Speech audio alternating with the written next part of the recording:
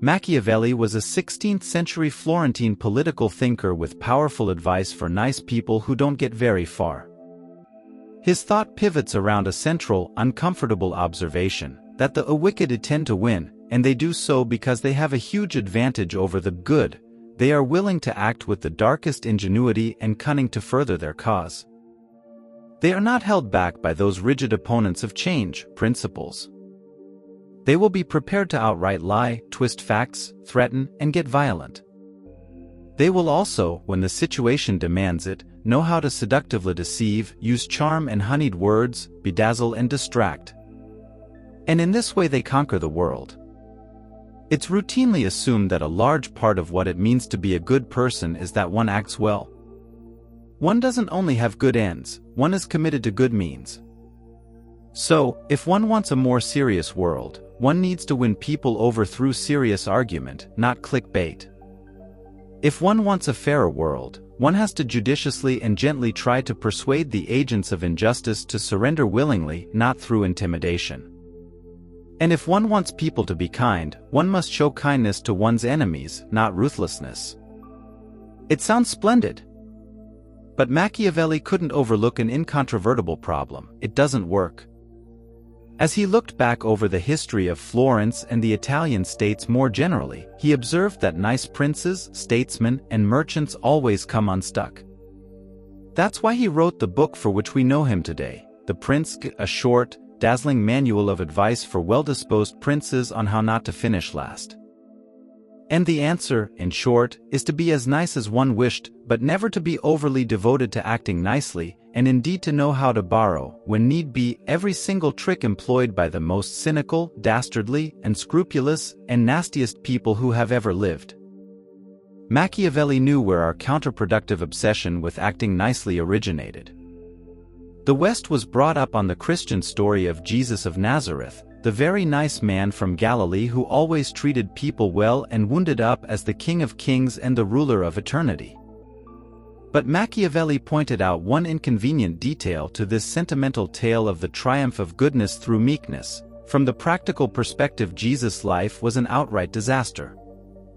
This gentle soul was trampled upon and humiliated, disregarded, and mocked, judged in his lifetime, and outside of any divine assistance, he was one of history's greatest losers. The clue to being effective lies in overcoming all vestiges of this story. The Prince was not, as is often thought, a guide to being a tyrant. It's a guide about what nice people should learn from tyrants. It's a book about how to be effective, not just good. It's a book haunted by examples of the impotence of the pure. The admirable prince, and today we might add CEO, political activist, or thinker, should learn every lesson from the slickest and most devious operators around. They should know how to scare and intimidate, cajole and bully, entrap and beguile. The good politician needs to learn from the bad one, the earnest entrepreneur from the slick one. We are all, ultimately, the sum of what we achieve, not what we intend. If we care about wisdom, kindness, seriousness, and virtue, but only ever act wisely, kindly, seriously, and virtuously, we will, Machiavelli warns us, get nowhere. We need to learn lessons from an unexpected source, those we temperamentally most despise. They have the most to teach us about how to bring about the reality we yearn for, but that they are fighting against.